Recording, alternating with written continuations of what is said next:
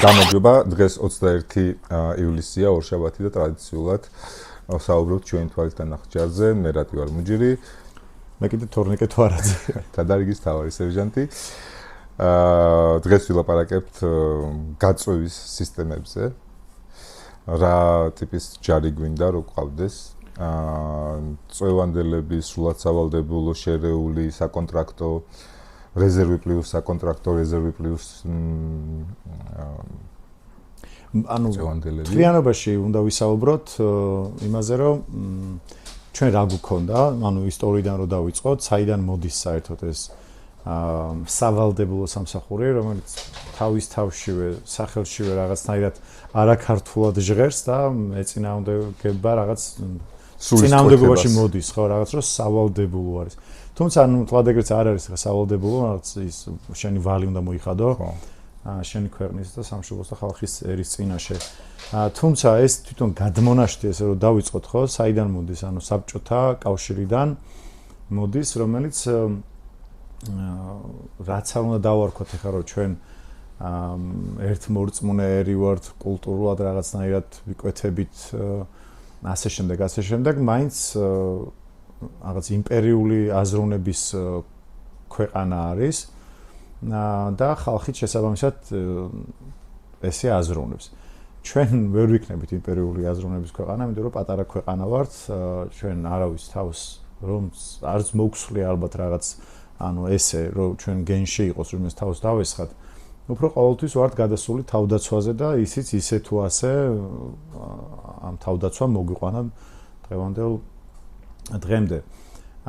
ხო და ეს პირდაპირ გადმონაშთი ესე რომ თქვა საბჭოთა კავშირიდან სავალდებულოსი მე მგონია რომ და რაც ვიცი მე რაც შევესწარი პლუს ხო რაც ნახეთ პლუს ვინც იმსახურა ამ სავალდებულოში ბევრს ვესაუბრე ერთ-ერთ ნამსახურები აქვს თვითონ რუსეთში საბჭოთა კავშირში სავალდებულოში და მისი ახსნიდან მოყოლიდან ანალიზი რო გავაკეთოთ ეს ხალხი არის მოძალადი, ანუ ესე რომ თქვა ეს ძალადობა, ეს ეგრეთ წოდებული დედოვშინა, რაც არის რუსულ ჯარში, ეხაც არის მათი კულტურის ნაწილია, ანუ ისინი ესე რომ თქვა მოძალადეობრივი რაღაც მოქმედებებით ამყარებენ წესრიგს სხვადასხვა ორგანიზაციაში. საქართველოშიც ეს გარკვეულ საქართველოს არა საქართველოზე მხოლოდ ნებისმიერ ესეთ პატარა ქვეყანაში სადაც ეს კულტურა ვერ კვეთს ამ იმპერიულ კულტურას, შესაბამისად წინააღმდეგობაში მოდი ვერ იღებს ერი ესე რომ ვთქვათ. რა თქმა უნდა ეს გადმონაშთმა რაღაც მხრივ რაღაც პერიოდი იმუშავა ძალადობრივიც იყო ჩვენ ჯარში რაღაც თითქოს ვინც იქ იმსახურა, შემდეგ იქ ნანახი აქ გადმოიტანა და ვერ მოარგო რა. იმიტომ რომ იქ რაღაცნაირად როცა მიდის სამხედრო მოსამსახურე თითქოს იცის ელის და მომზადებულია იმისთვის რომ მასზე რაღაც ჯგუფი, ვიღაცები მასე იძავენ. რაღაც რამოდენიმე თვის მისულები, რომლებმაც უკვე ეს გაიარეს, რაც მან უნდა გაიაროს. მას დაავალებენ რაღაცის საჭმის მოტანას, რაღაც მის ფულს აიღებენ, გაარეცხინებენ, დაალაგებინებენ, თუ ამას არიზამენ მოხდებათ, ყურს აუწევენ, ამისთვის მზად არის, მაგრამ იცის რომ როგორც ესენი სთხოვენ მას, ისე რამოდენიმე ხანში თვითონ რაღაცა ეს ბოლო წასვლის პერიოდში, ტერმინები რო არ ვიხმაროთ, წასვლის პერიოდში უკვე ეს თვითონ იქნება ასეთი არაფერს არ გააკეთებს. ძალადობის უწყვეტი ციკლია. ხო. ანუ ეხლა წარმოიდგინეთ რო არ ქონდეს ეხლა ეს იმპერიული აზროვნება, რას ფიქრობს, რას გულისხმობს, ხო? ჩვენ უნდა ავდგეთ და რაღაცა დიდი ქვეყანა ვართ, მაგრამ აი ეს რაღაც ქვემოთ კავკასიაში რაღაც ის უნდა დავიპყროთ რა. ანუ ჩვენ ეგეთი აზროვნება არ გვაქვს ჩვენ ქართველებს, ხო? ჩვენ გვაქვს ჩვენი მიწა, გოჯი და საცავი, ესე არ ვაზროვნებთ. ეს რო გადმოვიდა რაღაცნაირად ქართულ ჯარში ეს სავალდებულო სამსახური და კიდევ ერთხელ თავიდან ვთქვათ, რომ აქ არანაირი სახელმწიფოებრივი აზროვნება, ის რაც ჯარისკაცული ღირებულებები, სამხედრო მებრძოლის სულისკვეთება, ეს არაფერი არ არის. აქ ამაში არის საერთოდ დაცლი ამ ყველაფრისგან. და არის რაღაც არ ვიცი, ციხის რეჟიმი, შეიძლება ითქვას, უფრო მეტად თავისუფალი, მაგრამ რაღაც ციხის რეჟიმი. როგორც ციხეებში იყო. მე როცა ვესაუბრე აქ იმ სავალდებულო სამსახურში მყოფ ადამიანებს, ამიხსნეს, რომ რაღაც გარკვეულ საფეხურებზე მათაც მოუწიათ, როგორც მეთაურებს ყოფნა. და სავალდებულო შემოსვლა ოტოსგან. და ესე იგი ეს ხელმძღვანელები ამ ყველაფერს აღიქვამდნენ, რომ ჩაულებრივი მოვლენა იყო, არ იყო ეს, რომ რაღაც განსაკუთრებული არ ებრძოდნენ ისე, თუ ვიღაცას რაღაც გადამეტება იქნებოდა, რა თქმა უნდა, ამას შესაბამისად დაუდგებოდნენ და რეაგირება ექნებოდათ. მაგრამ თითქოს აი ეს რეჟიმი სამხედრო მოსამსახურ, ანუ სავალდებულოში წვევამდელმაც იცოდა, რომ უნდა გაეარა და ზემდგომმაც იცოდა, რომ ეს სისტემა არსებობს. ანუ თავარი იყო, რომ რაღაცა ძალიან დიდი გადაცდომა არ ყოფილიყო და ტრაგედია აღეკვეთა. დანარჩენი იქ შიგნით რაც მოხდებოდა არაუშავს. კი, და რო დაუბრუნდეთ, ანუ ჩვენთან ამის გადმოტანა, ჩვენთან როგორ არის, ხო? ანუ ჩვენ ვართ პირველ რიგში ქართველები, ჩვენი ღირებულებები სხვა რამეს წარმოადგენს.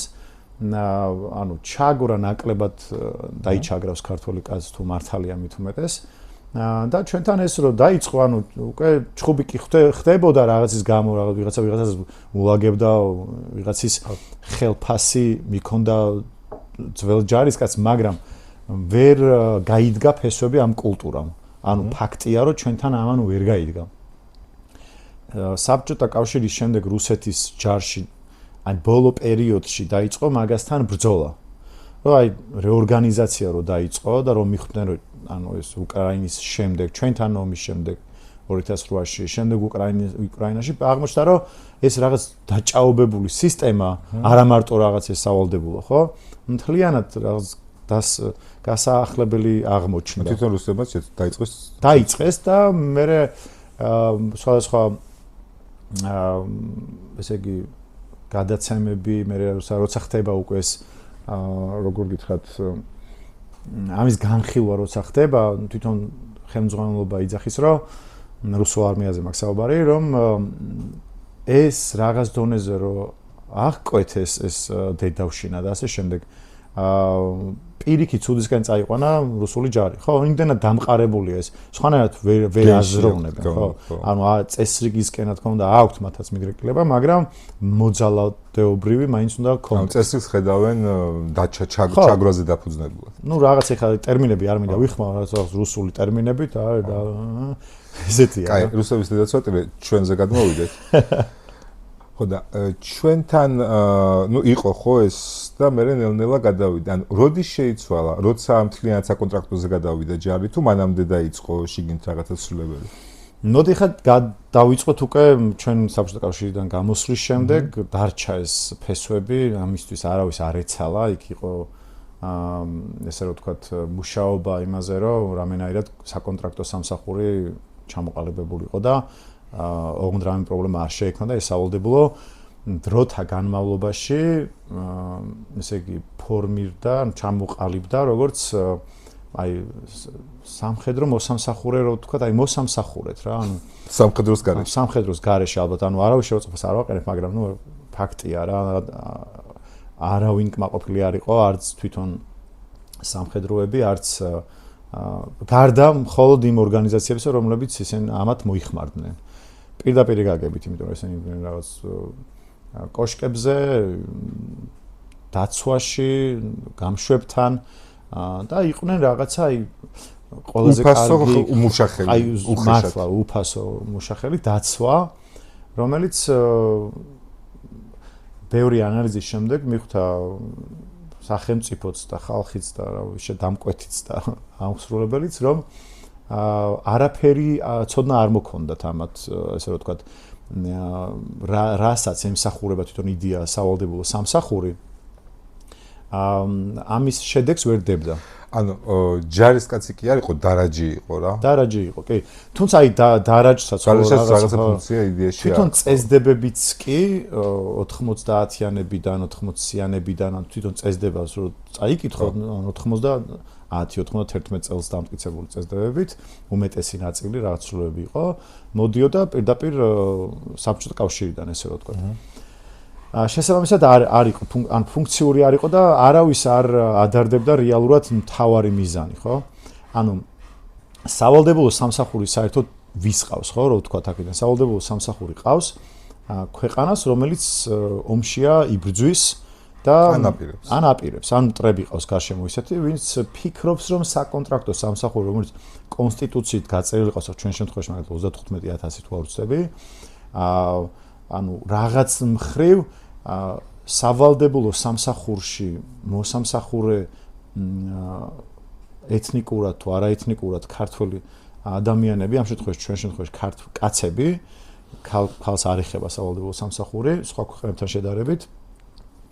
მოამზადოს მის ეს ინფორმაცია, მის ეს ცოდნა იარაღის გამოყენების გადაადგილების ელემენტარული კოორდინაციაში რო შევიდნენ, ომის შემთხვევაში თავი დაიცვან როგორც მინიმუმ. ეს ასეთ ქვეყნებს ჭირდება, ხო? ეხლა ამერიკას მაგალითად, ხო, ანუ რო გადავთვალოთ, შეიძლება 2 მილიონამდე ავიდეს მისი თავდაცვის ძალების რასპირადი შემადგენლობა, ხო? იქ არმია, საზღვაო ქვეითებისგან რო შევკრიბოთ realობაში. არა, რამდენი მილიონი ხა ამერიკას რო დაჭირდეს, ანუ 5 მაგდენს ესე გაწევით გამოიყვანს, ამაში გულისხმობ მე უკვე რეზერვში გადასულ თადარიგში მყოფ სამხედრო მოსახლეობას უზარმაზარი სამხედრო გამოცდილება. ჩვენზე რო გადმოვიდეთ ხა და შევადაროთ უფრო პატარა ქვეყანას და არა ამერიკას, ხო? აი ისრაელი, ხო? ანუ ქალი და კაცი ვალდებულია იმსახუროს თავის ქვეყანას და იმსახუროს და მიიღოს სამხედრო განათლება და პრაქტიკა კონდეს და გამოცდილება უკვე მსახურის ომის იარაღის გამოყენების სამხედრო ცოდნის. მაგიტომაც არის რომ მის სამეზობლოში ვერავინ ზედმეტად ვერასდროს ყურს ვერ აუწევს სავარაუდოდ. ну ცდილობები სავარაუდოდ ამ ცდილობები იყო და ყოველ ჯარზე აუსრიალდათ ფეხი. რატო? იმიტომ რომ მომზადებულები არიან. შეიძლება ვიღაცა მაგ დაიწყოს საუბარი იმაზე რომ არ არის მარტო ჯარი და არის მხოლოდ მასთან ერთად ტექნიკა და ჩვენ რა თქმა უნდა ტექნოლოგიები ხო ერთად ვითარდება. ჩვენ ამ შემთხვევაში ხარ ახლა ვსაუბრობთ პირად შემადგენლობაზე და რა თქმა უნდა შესაბამისად უნდა დაეწიოს ერთი მეორეს ტექნოლოგიური განვითარებაზე. თავდაცვის საჰაერო იქნება თუ ნებისმიერი სხვა რამ. იცი რა მინდა რომ შენ იდეაში საკონტრაქტოზეც იყავი, მე შერეულიც ნახე და ანუ წვევანდილიც გინახავს და პროფესიონალიც. განსხვავებებზე რო ვილაპარაკოთ, თვითონ ჯარისკაცის მომზადების თვალსაზრისით, თუნდაც განათლების თვალსაზრისით. და გონია რომ ანუ ჩვენთვის სავალდებულო სამსახური რომ მოგეხსენებათ რომ თავდაცვას ყავდა გაწვევა ქონდა სავალდებულო სამსახურის შინაგან საქმეთა სამინისტროს ყავდა არც კიდევ ვინმეს თუ ყავდა მაგრამ სავარაუდოდ ყველა სტრუქტურას ძალოვან სტრუქტურას მინიმუმ იქ რაღაცა სახელმწიფო სპეციალური სამსახური ყველას ანუ ყავდა ეს სამხედრო მოსამსახურეები სად როგორ გადიოდა ამის ამ პირადი შემადგენლობის წვრთნა, იმიტომ რომ სხვადასხვა ფორმები სხვადასხვა იცვათ, აღჭურვილობა სხვადასხვა ჰქონდათ, ფუნქცია მოვალეობები სხვადასხვა ჰქონდათ.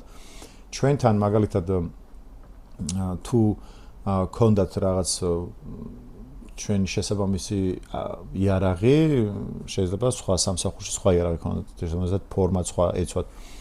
თუმცა სიმართლე გითხრა არსად ისეთ გამოცდილებას და ცოდნას არ იღებდნენ, რომ შემდეგ ისინი ბრძოლის უნარიანი ყოფილიყნენ და ბრძოლის ველზე ჩვენთვის რაღაც დახმარება გაეწეთ. თუ არა, პირიქით შეიძლება ხელით შეეშალოთ.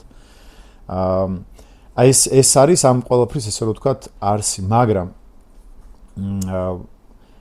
დროთაგან და ფიზიკურ მომზადებას პლუს ეს ყველაფერი, ხო? წარმოვიდგინეთ ადამიანი მოდის მსახურობს და მე სხვადასხვა ნორმატივები ხო? ნორმატივები სიმართლე გითხრა ვერ გეტყვი, ქონდა თუ არა ნორმატივები საერთოდ. ანუ შეიძლება ვწდებოდე, მაგრამ მე წარმოდგენაში თქოს ისე მაქვს ნორმატივები შეიძლება არც გქონდათ. მაგრამ ეხლა აი ხა რაც არის ჩართული ეს საგამოცდო პერიოდი ამ წვევანდელთა სამსახურის, რომელიც ძალიან კარგი იდეა არის და მიხარია რომ გამოსცეს სამხედრო მოსამსახურეებს, ანუ ეს ეხლა გუშინ კი არ მოაფიქრდა ვიღაცას, ანუ დროთა განმავლობაში ჩვენ მქონდა საუბარი, ბოდიში გადახვევას გავაკეთებ. ორგანიზაციას, კარგ ჯანსაღ ორგანიზაციას ყოველთვის ავსებს და ქმნის სისტემა, რომელიც მოიტანა საჭიროებამ. არა რატის მოაფიქრდა, იმიტომ რომ ნახა სადღაც. ეგეც არის კარგია, თქო უნდა, ის მე თავისებურად კულტურას ბადებს, მაგრამ როდესაც ორგანიზაციას თავისივე მოთხოვნილებით საჭიროებიდან გამომდინარე უდგება ის დრო, რომ შექმნას რაღაც სამსახური, ეს არის ძალიან კარგი ჯანსაღი და დასჭირდა და შენ დაგჭირდა რაღაც ნივთი მოიტანე და იყენებ ამას. ისე როგორც შენ ჩაიფიქრე, ხო? და არა რაღაც ნივთი გაჩუქეს და მე იმას უნდა მოუძებნო რაღაც გამოსავალი და შეიძლება რაღაც ფასიანი ნივთი გამოიყენო და საჩრდილობლოთ, ხო? ეგ იმას გავს ევროპაში სკოლებს როგორც აკეთებენ, ხო? ჯერ გაზონია, მე ხალხი სადაც დადის ბილიკებს იქ აგებენ რა. ხო, ანუ ბუნდა თვითონ რომ დახაზონ, შეიძლება ადამიანი ყოველთვის მოკლე გზას ეძებს რა. და ანუ ჯერ გაზონია, მე ადამიანები დადიან ისიც ელება და იქ იგება ბილიკი რა. ხო, ანუ ეგ არის რა და ამ შემთხვევაშიც ანუ წლების განმავლობაში, იმიტომ რომ ძალიან ბევრი გამოსილი სამხედრო მოსამსახური დაგროვდა, ხო, თავის ძალებში, რომლებიც ყველა ჯერზე, როცა სახელმწიფომ მოითხოვან, დააყენა საკითხი, რომ რაღაც ცვლილებები უნდა შევიტანოთ ამ სავალდებულო სამსახურში, იმიტომ რომ ანუ გამოვიდა აქ დავუშვათ გირჩი, გამოვიდა და რაღაც თავშესაფარი გამოუძებნა ვისთვის სწორი, ვისთვის არასწორი, მაგრამ საზოგადოება რასაც ირჩევს, ну ეს სისტემების ბრალია და ესე რომ ვთქვათ ორგანიზაციების რო ეს მანამდე ვერ მოაგვარა. ну ეს გავიარეთ ინსტიტუტების. ეხლა ამ შემთხვევაში დაინახეს საჭიროება, რომ აი ჩვენ რატო გაგვირბის ეს ხალხი, რატო გვემალება, რატო არავის არ უნდა მოსვლა, ეს ხო სახელმწიფოს შენი ქვეყნის წინაშე ვალის მოხდა. ამ მშობლები, ბავშვები, მათი შვილები არავის სურვილი არ ქონდა. ანუ მე არ ვიცნობ ადამიანს, რომ აი იშვიათად აი ძალიან მილიტარისტი თუ არის სცალია და არ სწავლობს, არც მუშაობს, აი ხო არ წავიდე. ბარე ანუ ესე იყო რა. თან ფულს ვიხდით, ან ზოგი მაგისტრის სწავლას იწყებდა, ან შვილს აჩენდა, რა ეს, ან გარბოდა ქვეყნიდან საერთოდ, რომ ამ ორგანიზაციაში არ წასულიყო ამ სამსახურში. ზუსტად ამის ფონზე დაიწყეს სამხედროებმა ამაზე ფიქრი. ნუ ერთხელ წარუმატებლად, მეორე წარუმატებლად, სამედ გეგმა დაიდო. და მეოთხეთ უკვე აი ეხლა ერთი წელიც არ არის მთლიანობაში, რაც ჩაეყარა საფუძველი. და რაც ძალიან მნიშვნელოვანია, პირველ რიგში შეეცვალა სახელი. ანუ რაც ყველასთვის მიუღებელი იყო და მობეზრებული ქონდა ხალხს, ეს იყო სავალდებულო სამსახური. ნებისმიერ ესე ვთქვათ მშობელს თუ ახალგაზრდა ადამიანს რომელსაც უწევდა უკვე ეს სამსახური, რაღაც აი შიშს გვირდა უსიამოვნო მოგონებები. ხო, მშობლებს უკვე საბჭოთა კავშირიდან ჩვენ თანატოლებს შობნები 90-იან და ნუ რაღაც აი არავინ რო ჩაგეტარებინა ესე ვთქვათ გამოკითხვა 100-დან ალბათ 99-ს ვიღაცა ვინც არ იცოდა იტყოდა რომ არ ვიცით და დანარჩენი უპირობოდ იტყოდა რომ არ და პირველ რიგში აი და დაერქვა სახელი აი წვემდელთა ეროვნული სამსახური ახალია და ჯერ ვეჩვევით ყველა ვეჩვევით და დაიწყო აქედან ანუ პირველ რიგში ეს ყველაფერი გადაკეთდა ანუ ესე ვთქვათ დროში მოიქცა 6 თვეში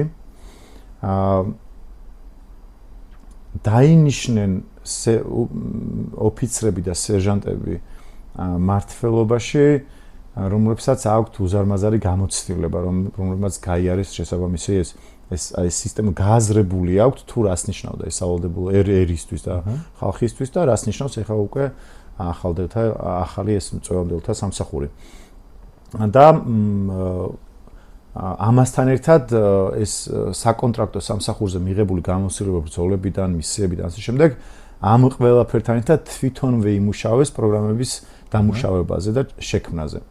ანუ აქ ეხლა ჩვენ საუბრობთ არა კოშკზე და ამაზე გამშვებზე დგომაზე, არამედ გადაადგილებებზე, ტაქტიკური გადაადგილება, სროლა. რაც ჩასწმონდა იცოდეს. რაღაცა მაშინ გზის ანუ ბევრი რაღაც მნიშვნელოვანი, რაც სიმართლე გითხრა რომ რაღაც მხრივ უტოლდება უკვე სამხედრო საკონტრაქტო სამსახურის მომზადებას, რაც კი შეიძლება დავუშვათ მე ვიძახი აი კარანტინის პერიოდში და პროფესიული განვითარების ჩამოყალიბების პერიოდში, თორე საკუთარ სამსახური რა თქმა უნდა თავისი არსით განსხვავდება. მაგრამ აქ არ არის მოიხსნა პირველ რიგში სავალდებო და ჩამოერთვა ყველა ორგანიზაციას სამხედრო ძალოვან სტრუქტურებს ამ ხალხის ესე რომ ვთქვათ გამოყენების პირდაპირ რომ ვთქვათ უფლება და მიეცა თავდაცვას. რაც აი რომ დავაკვირდეთ თავდაცვისთვის არის ეს ხო? თავდაცვამ უნდა იზრუნოს რომ ეს პირადი შემადგენლობა საზოგადოება გააჩინოს ჩვენ საზოგადოებაში. ნახეთ 6 თვის განმავლობაში ადამიანი მოდის და უკვე უმეტესობა ეხლა ვინც დაიწყო უკვე სამსახურს გაწევები, უმეტესობა არის თავის ნებით. თავისი ნებით უკვე გააზრებულად ვინც ანუ მოდი აქ ერთს დავაზუსტებ. აქ რეკრუტირების პროცესში ჩართული არიან ჯარისკაცები, კარდაკარ სიარულით როგორც ვიცი, რაღაცა. კარდაკარ დადიან ინფორმაციას აძლევენ ეს, რა თქმა უნდა, ეს ინფორმაცია რომ ანუ კომუნიკაცია პირისპირ ხო, რომ ეხა ძალიან მნიშვნელოვანია ეგეც სხვათა შორის ეს გაჩნდა ინფრასტრუქტურა გაჩნდა, ანუ თვითონ თითქმის ყველა უბანში იხსნება, არის შენობა, სადაც უკვე ხედავ რომ ეს არის და სადღაც ჯურღმულში არ მიდიხარ ვიღაც კომისარი არ გიბარებს ანუ მე ესეთი ინფორმაციების გქონდა ჩემ მეგობრებისგან და ნაცავებისგან რომ აი იქ თუ მიხვედი всё უკან ვეღარ მოდიხარ ხო და აი თუ მიდიოდა უკვე ხურჯინი ხო და ეხა ეგრე არ არის რა ანუ შენ პირველ რიგში კომუნიკაცია მოგვარდა დაალაგდა მიდიხარ გესაუბრებენ ხედავ პროფესიონალურ სამხედროს პირველ რიგში ხედავ სამხედრო მოსახურეს ფორმაში წოდებით და მოდის და გიხსნის ადეკვატურად და არა ვიღაც ანუ არავის როცხოს არ ვაყენებ კიდევ ერთხელ მაგრამ ან გაურკვევ ხანდახან მეც ვარ ნაყოფ სხვათა შორის და მეგონა რაღაც შინაგან საქმეს გაურკვეველ შენობაში გაურკვეველი ხალხი რაღაცა უცნაურად გელაპარაკება ბიუროკრატია მესმის რომ ჯარი ზოგადად ბიუროკრატია მაგრამ ან იქ რაც ხდება რომ აქ იქ აღარ დავთვალე ან კორუფციის ნიშნები ანუ არ მგონია მე ხო ვერ დავადებ ხელს კაიხანი აღარ არის მაგრამ ეგეც იყო თუნდაც ის რომ აი ვიღაცას სადღაცას დაარეკინებ და მე აქ მინდა ეგრე არ არის ანუ არ არის ეგრე ხო კორუფცია მაგრამ აი მე უშუალოდ ხო ხუდი ხო გასაგებია არ გამიგია მაგრამ ეს გამიგია რომ რაღაცა ჩაწყობით დაურეკავს ხო ჩაწყობით აი იქ ხო აი ეხა იცი რა არის თან შენს რაღაც უხერხულ მდგომარეობაში ხარ თითქოს რაღაც ვალში ხარ ვიღაცასთან რომ დაეხმარო და არც მართლა გეუბნები რომ მირეკავენ ვერ ხვდები როგორ დავეხმარო ანუ სად როგორ დაურეკო იმეს და უთხრა რომ იცი რა ქსანში არ გაუშვათ და გაუშვით რუსთავში ანუ არ ვიცი ეგ როგორ ხდება იმიტომ რომ მე ზოგადად ჩვენი სისტემა შორს იყო ამ ყველაფერთან არ მქონია სავალდებოსთან შეხება მაგრამ ანუ სისტემურად რა თქმა უნდა ეხა ეს ცვლილებები რა ჩვენო მეგობრებმა და ჩვენო თანამებრძოლებმა გააკეთეს ჩემი ყოფილი მეთაურები და მართლა არაჩვეულებრივ მე ეხა ვინც ნახე და ვინც თანაც გავიარე ყველაფერი დიდი პატივისცემა ჩემგან ამ სამსახურისთვის აი იქამდე მივედით რომ თავისი ნებით ხალხი მივიდა ან დაკომპლექტდა უკვე პირადი შემადგენლობა თავისი ნებით ყველა ბატალიონის ასე რომ ვთქვათ ეს უბნების მიხედვით დავშოთ თუ რომელიღაცა ბრიგადა არის ქუთაისშია დასავლეთში აღმოსავლეთში ამის მიხედვით მათ შემადგენლობას მიეწერებიან ესე რომ ვთქვათ ეს ჩამოყალიბებული უკვე ქვედანაყოფები გაივლიან წვრთნას აქვთ ხელფასი ანუ საკმაოდ ისეთი სუყე ხელფასი რომელიც დავშოთ აი სახლიდან რო წამოხვალ მოკლედ შეგიძლია კომუნალურები გადაიხადო და ხო რაღაცა თლად ბოლომდე მეორე 600 ლარია მე როგორც ვიცი რა. ბოლომდე არ უტოვებ ესე რომ ვთქვათ მეორე ნახევარს ან მშობლებს შენი ოჯახის. ან რაღაც მხრივ რაღაც ფინანსური შემოსავალი არის. რაც მნიშვნელოვანია ეს არის წვრთნები. აი მანდ გადავდიოდი. შეხება იარაღებთან სამხედრო განათლებას იღებენ ადამიანები და პლუს ჩემთვის და ჩემი მეგობრებიც საუბრობთ ძალიან იმიტომ რომ ჩვენ მშობლები ვართ უკვე და შენც ამ შემთხვევაში და კარგად ვიცით ხა რაზე ვისაუბრებ. ჩვენი შულები რო იზრდებიან დღეს ტექნოლოგიური განვითარება თუ ნებისმიერი სხვა სისტემა რაღაცნაირად იმ ეზოს აშორებს თავს კომპიუტერთან ზის იქ ჩხუბი იქნება, იქ ცოტა დაძაბულობა იქნება. რაშიც კაცი უნდა იზრდებოდეს, აი ესე ვთქვათ, ტესტესტერონი გქონდეს ცოტა ანუ სტრესები.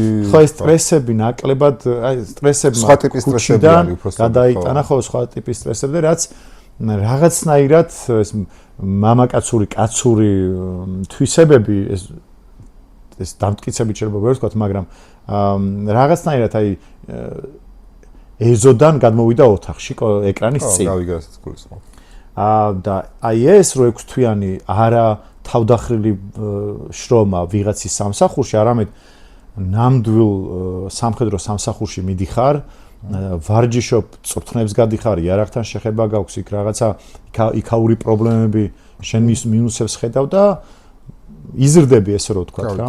ანუ რისი კითხვა მინდა ნახე, რაც ახლა შენ თქვი ცოტა ესე შევაჯამოთ, ანუ ხალხი თავისნებით წავიდა, მიუხედავად რომ სავალდებულო არის და სავალდებულოს არ ვეძახით და წვევანდილთა ეროვნულ სამსახურს ვეძახით, წავიდა დაკომპლექტდა თავისებით და მე სისტემა რას თავაზობს? ანუ რატო უნდა წავიდე ჩემინებით ასე რომ ვთქვათ რა?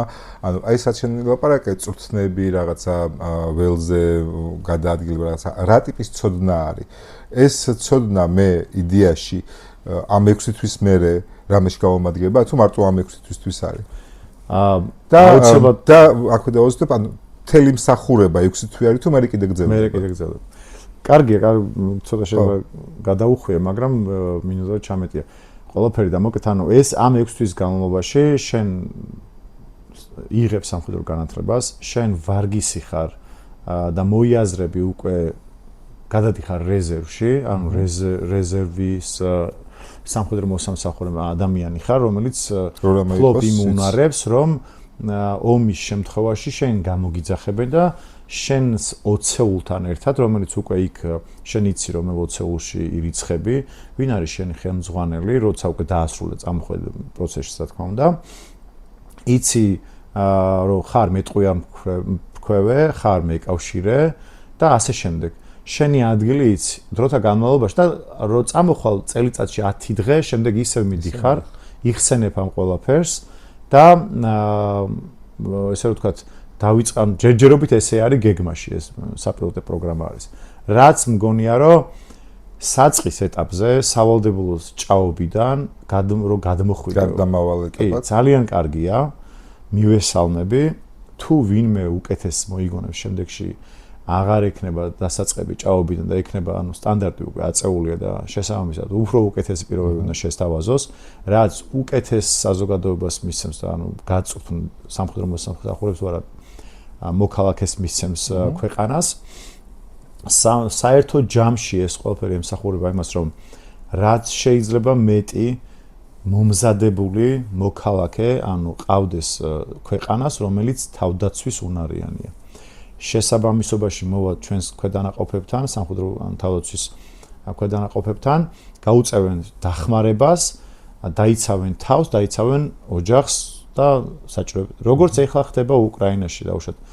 ანუ პრაქტიკა მაჩვენა, რომ გაშლ რაღაცა 2000 კილომეტრზე რუსეთის არმია, ანუ ბრტყელ რელიეფზე უკრაინამ გააჩერა, ბევრჯერ მუჭიც მოარტყა და უხვედრა და ეს ყველაფერი იმის ხარჯზე, რომ მას ყავს პირადი შემადგენლობა. ანუ მან მოახდინა პირადი შემადგენლობის ესე ვთქვათ, მობილიზება კაცების, ჯერ არ ქვეყანა ჩაკეტა, მოამზადა, გადაამზადა, მერე დაახვედრა, მერე გაუშვა, ისევ მოამზადა და ჩანასწორა. მას რესურსი აქვს ახლა უკრაინას. ჩვენ მაგათი პრაქტიკიდან რო გამოსვლება რო ავიღოთ, ჩვენ აუცილებლად გვჭირდება პირადი შემადგენლობა, რომელიც იქნება მომზადებული და ახლა თუმცა ჩვენ არ გვაქვს ეს რელიეფი. უფრო რთული რელიეფი აქვს მათთვის. კი, და აქვე ის ორი დავაზუსტოთ, ხო? კი.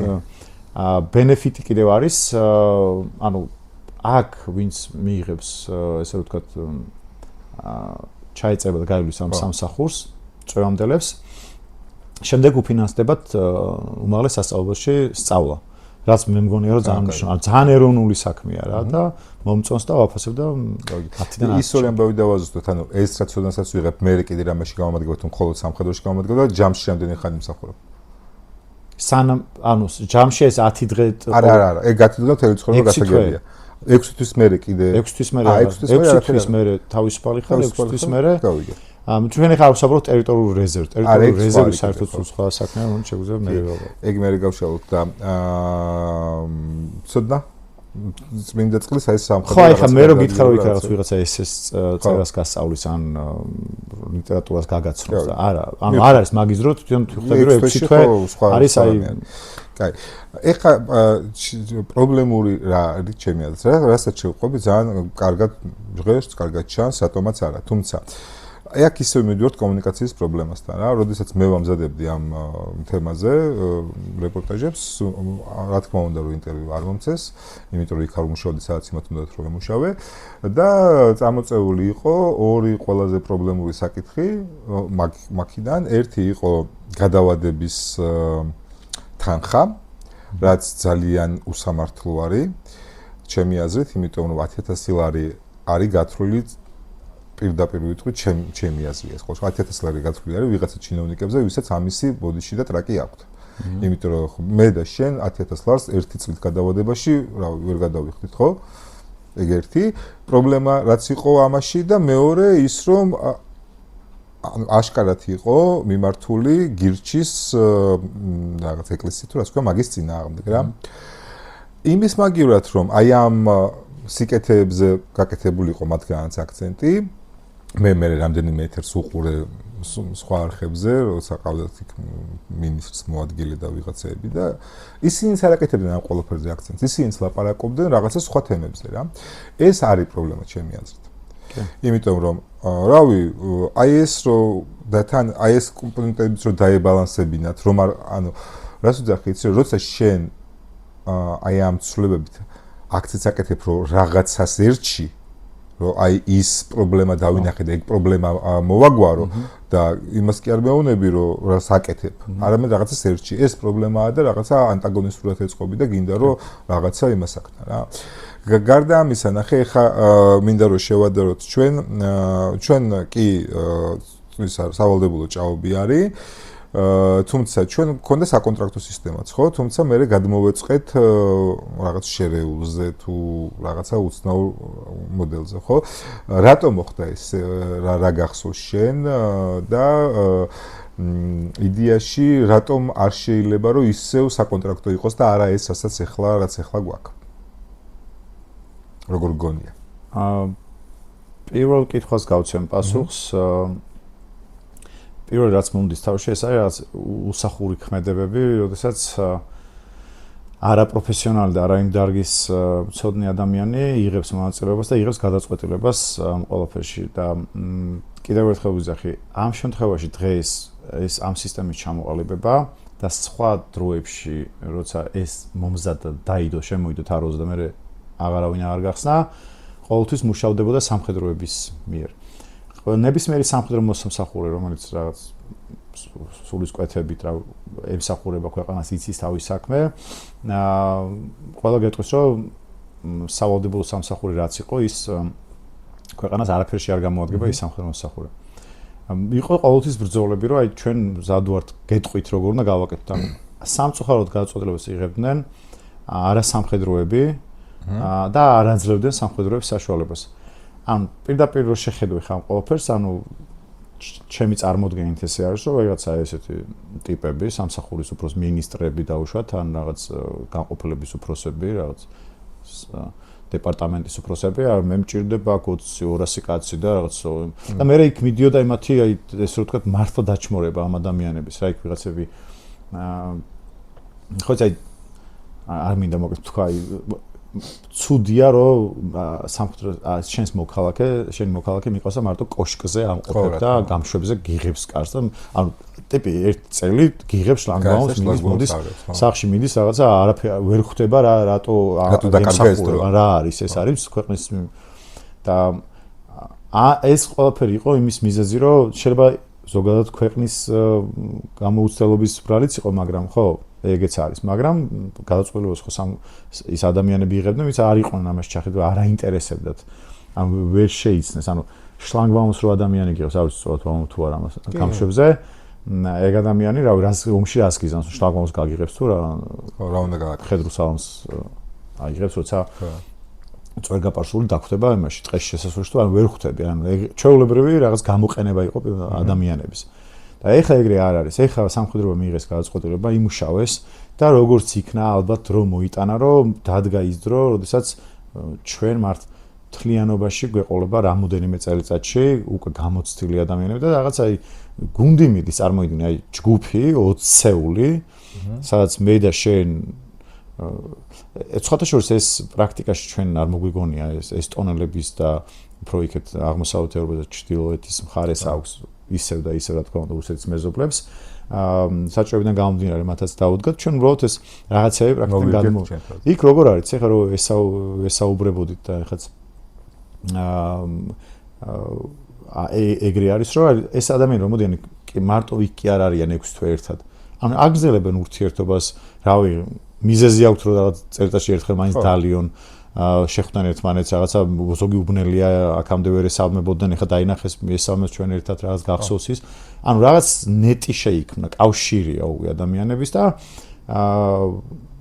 რაღაცა ხუმრობით მაინც ხო დაურეკავენ რა ბიჭო რამე ხო რაღაცა საშიშროება რომ მოხდება ამ ადამიანმა და დანარჩენმა სხვა პირადმა შემადგენლობამ იცის ვის დაურეკოს სად წავიდეს ომის პერიოდში იქნება თუ მაშინ რაღაც სიმულაციური რო გაკეთდა ანუ კი არ მივაწყდებით იმ რაღაც კომისარიატებს და ბიჭო იარაღი მომეცი და კომისარიატსაც უნდა რომ მოგცეს ახლა მაგრამ იყო ეგეთი გამოძახილები რომ აი ბიჭო ვის მივცეთ ეს იარაღი გამოუცელ ხავს მე რა ვიცი ამან საერთოდ რა გამოსწორება აქვს ავტომატს ეხლა უკვე ყველა მიცის აი ჩვენთან შეიძლება ეს ჯერ ვერ მოხდეს მაგრამ აი ესტონეთს აქვს მაგალითად შეიძლება ვწევი ქვეყანას მაგრამ რუსეთის კეთა მხარე მეზობელს ესე აქვს რომ აი მანქანასაც რო ყიდულობ მანქანა იყიდე ხო რაღაცა მაღალი გამოვლობის ან შეიძლება რაღაც ისეთი შენ უკვე იქ რომ მიდიხარ სადაც უნდა გაიფორმო იქ შეიძლება შენ დავალება მოგცენ რომ აი შენ რო იცოდე ხო აი ხო ხარ რაღაცა რეჩხუმიდან რომ დაგჭირდეს ეს მაღალი გამოვლობის მანქანა შეიძლება დაგირეკოთ ანუ სრული გამოყენება ხდება რა ანუ ოღონ მიზან მიმართული სწორი გამოყენება და არა ის რომ შენ კარგად წევ იმას რა შლაგბაუმს და მე რო დამჭირდება იქ დაგიძახებ ხო ეს სისულელი ვისაც ეს სისტემა მოგწონთ დაგვილაიქეთ ვიდეო გააშერეთ თქვენ სოციალურ ქსელებში არხებს გამოიწერეთ თუ ჯერ არ გამოგიწერიათ რისი კითხვა მინდა კიდე იცი ისა რა ქვია ანუ თუ ეს 6 თვე რო გავა მე მინდა რომ გავაგზავნო სახურება მე რა ხდება ხო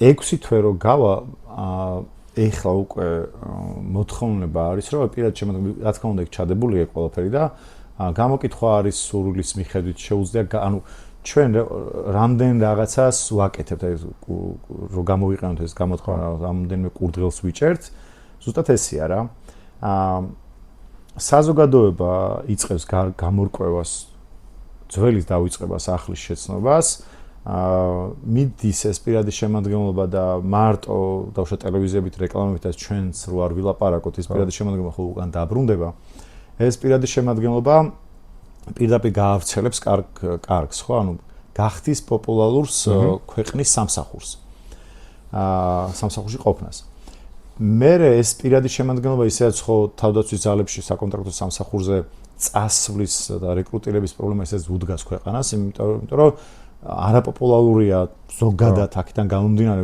ბევრმა არც ის რომ სავალდებულო სამსახური რომელიც ადრე ერქვა საკონტრაქტოს და რითი განსხვავდება მათთვის რაღაც ისეთ არაღირსეულად არა მაგრამ ცოტა მოსაწყენ საქმე შეიძლება ითვლებოდეს არაპრესტიჟული ხო კარგი სიტყვა და ანუ ეს ბიჭები და ხო ბიჭები ამ შემთხვევაში უკვე გააზრებულად გაწვრთნილები წავლენ უკვე საკონტრაქტო სამსახურში და წარმოიდგინე იქ საკონტრაქტო სამსახურში კარანტინის პერიოდში და შემდეგ მოსამზადებელ პერიოდში მათ უკვე ეს ყველაფერი გავლილი იქნება და რამე ასე ვთქვათ უკეთესი პირობებიც სარგებლობენ მიღების პროცესში არა მგონია გულისხმობ რომ აი რაღაცა ვთქვათ რავი უპირატესობა მიანიჭება ამ 6 თვე გავლილს ვიდრე ხუთიდან მოსულს ჩვენთანაც არ იყო ეს რომ ვიღაცას სავალდებულო სამსახური ქონა გავლილი და უშუალოდ იმ პროცესში როგორც აჩვენებ თავს და გავაგზავნებთ ავასრულებ რა ბენეფიტი აქვს კიდევ ამ სახელმწიფოსთვის რა ეხლა კითხვა ხო გვიჩნდება რომ აი კი ჩამოვართვით ეს ყველაფერი ყველა სტრუქტურას და რა შვებიან ეხლა ხო ან ვინ აკეთებს ამ საქმეს ანუ იძულებულები გახდნენ რომ ყოფილი სამხედროები ესე იგი არა ვიღაცა ქუჩაში ვეღარ მიდიან და უბნიდან ვეღარ მოყავთ ვიღაც ვაჟას მეხუთე კვარტლიდან ვიღაც ბიჭი და ვერ აყენებენ ამ შლაგბაუმთან და მოყავთ გამოსილი სამხედრო მოსახლე რომელსაც ესე ვერ დაუძახებენ რა ადამიანები რომლებიც სამწუხაროდ რეალობიდან გამომდინარე არიან უმუშევრები ან ესე იგი შეფარდებით შეუძლიათ თავშოთ ძირითადად სამუშაო ქონდეს შეთავსებით მაგალითად შეთავსებით ქონდეთ რაღაც ძირითადი საქმიანობა ან ეს იყოს ძირითადად და სხვა შეუთავსონ დამატებით სასახლე ზოგს იარაღის ტარების უფლება აქვს იმ იარაღის გამოყენებას იცის და ანუ სტატუსით მიდის ამ დაცვის სამსახურში იმიტომ რომ იქაც ხო იყვნენ ოფიცრები ვინც ამ ჯგუფის ხელმძღვანელები იყვნენ ანუ ეს ადამიანები რომლებიც სამწუხაროდ სხვადასხვა დაცვის არაპრესტიჟული დაცვის და არაპრესტიჟული ორგანიზაციის დაცვებში გვხვდებიან ყოფილი სამხედროები იარაღით თუ უიარაღოთი ესეა დაყოფილი რა იარაღის ტარების უფლება ვინც აქვს მაღალ ხელფასია ვინც არა შეიძლება რაღაც სასტუმროს დაცვაში ან კლუბის დაცვაში სადმე ესე კოშკურაზე ძალიან სამწუხაროა ხო ეს ყველაფერი და ან ცდილობენ რომ ქვეყნიდან წავიდნენ და იქ რაღაც კურსები გაიარონ აქ ხდება უკვე იმ ადამიანების დაფასება ანუ ამ ორგანიზაციებმა ის უნდა ისწავლონ მომსახურებაში ფულის გადახდა მარტივად ხო აი მე პირველი ეპიზოდიდან თქვით რომ ეს არის რა ქვია არ მაქვს დამსახურები და არ მაქვს ზუსტად მაგიტომ რომ როცა პირველად მომწია საერთოდ ანუ აბსურდი იყო იქ არც არაფერს არც წვნა იყო არც განათლება იყო არაფერი აი იყო რაღაც მიდიოდი თან მაშინ იცი რა იყო რომ ისიც არ იყო რომ კოშკურაზეიდექი და იარაღი გეჭირა უბრალოდ მიდიოდი რაღაცა ბინძურ ყაზარმაში პირველად რომ მომიწია მაშინ სწავლობდი, ანუ უნივერსიტეტში ჩავარებული და ნუ არა, მე ესვადა რომ გავიდა უკვე ერთხელ ახალშემოსული იყო გადავადების ამბავი და 200 ლარი იყო თუ სწორად მახსოვს ერთი წლით გადავადება. მე ბავშვი გამიჩნდა, მე რაღაც და ამასობაში ეს სავალდებულო 27 წელიც გავიარე. და ანუ მე რა მგონია რა ზოგადად ჩვენი ზომის და ტიპის ქვეყანა რაც არ უნდა ბევრი პროფესიონალი ჯარისკაცი ყავდეს, ომს ვერ მოიგებს კი არა, ნამდვილად ვერ გაწევს, იმიტომ რომ ცოტა რამდენი პროფესიონალი შეიძლება ყავდეს. ამიტომ მე მგონია, რომ თან ლიმიტირებული გაქვს. ხო, კონსტიტუციით. ამიტომ მე მგონია, რომ ეხა ეს რასაც შეყვები და რაც გვაქვს ეს მოდელი მეტნაკლებად შეიძლება აი ამ ჩემს იდეალურთან მიახლოებული იყოს რა, თუმცა მე ასე მგონია, ასე უყურებ რა, რომ ყავს საკონტრაქტო ჯარი ყველა ვარიანტში. აი ეს რაც გვაქვს მაქსიმალური კვოტა მომიჭერს. არ არის მაქსიმუმზე ვერ გვაქვს აღვნიშნული თან. ანუ მაგას ვთქვი, ანუ ეგ უნდა გქონდეს და მაგის პლუს საქართველოს ყველა მოქალაქე, აბსოლუტურად ყველა მოქალაქე განურჩევლად სქესისა, რასისა და აღსარებლობისა, რელიგიის მიუხედავად რა, ყველას აბსოლუტურად უნდა გქონდეს სავალდებულო რეზერვი. კი. ეს რეზერვი ჩემ ასე ვთქვათ თავში ასე გამოიყურება, რომ ერთი ადამიანი წელიწადში 4ჯერ, 2-2 კვირით სხვადასხვა სეზონზე გადის წვრთნას, ოღონდ გადის წვრთნას არა ჯარისკაცობაში, არამედ თვითონ რა პროფესიისაც არის, სამოქალაქო პროფესია რაც აქვს, ეგ როგორ შეიძლება ინტეგრირდეს ომიანობის პერიოდში ჯართან. პირობითად ვიღაცა IT-შნიკია, როგორ შეიძლება ეს ომიანობის პერიოდში ინტეგრირდეს. ვიღაცა არ ვიცი რაღაცა ექიმია, მით უმეტეს. მღვდელია, სასულიერო პირია, ასეთი ხალხი საჭიროა ომიანობის დროს რა ქვია, სულიერი მდგომარეობის ასამაღლებლად, ხო ჯარში? და უნდა იყოს, იმათთან ერთად უნდა იყოს. მესმის რომ რელიგია გძალავს მოკლას, მაგრამ არ არის აუცილებელი მოკლა. ხო, შეიძლება იქ რაღაცა სხვა საქმე უძებ.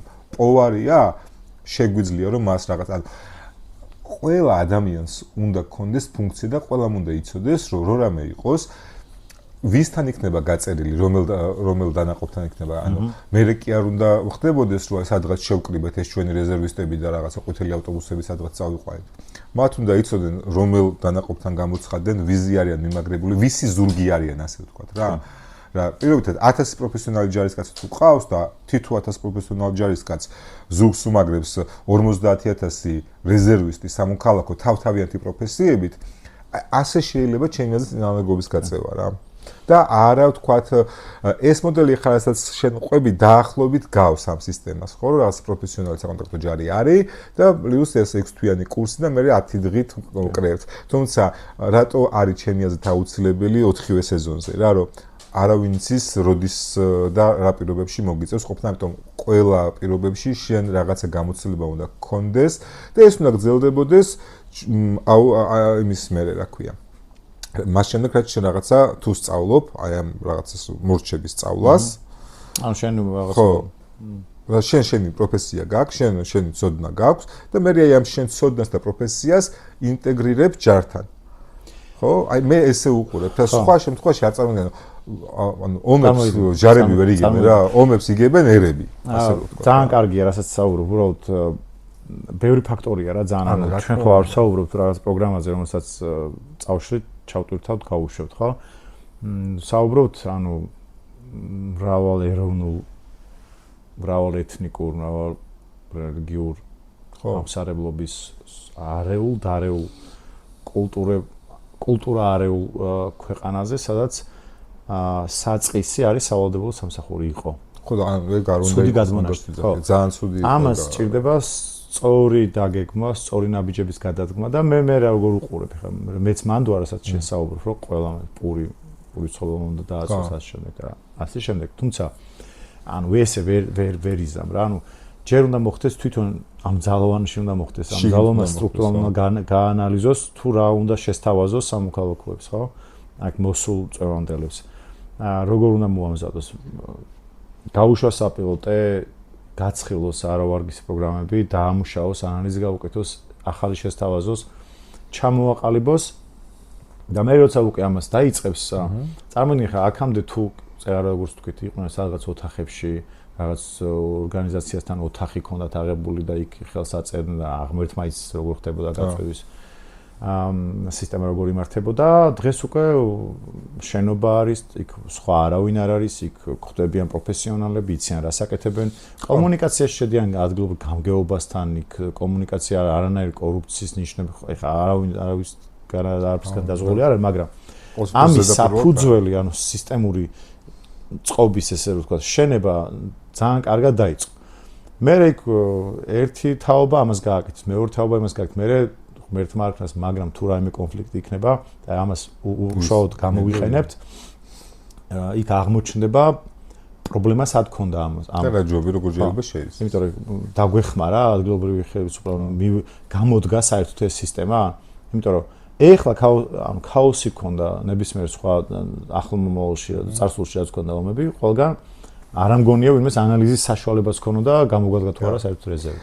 მოკლედ რო შევაჯამოთ, რაც იყო იმაზე გაცილებით კარგია და ამის ესეც შეიძლება რაც გარდამავალი იყოს რაღაცა უკეთეს. რაგაზე ქონდა საუბარი ზუსტად რომ თუ ეს არის გარდამავალი და თუ ეს არ არის ის რაზეც საუბრობთ, ყოველ შემთხვევაში ამის შემდეგ თუ ვინმე დააპირებს უკეთესის გაკეთებას დაიწყებს აქედან აწეული სტანდარტები და აქედან და არა ჭაობიდან. ძალიან რთული აქ და რამოს.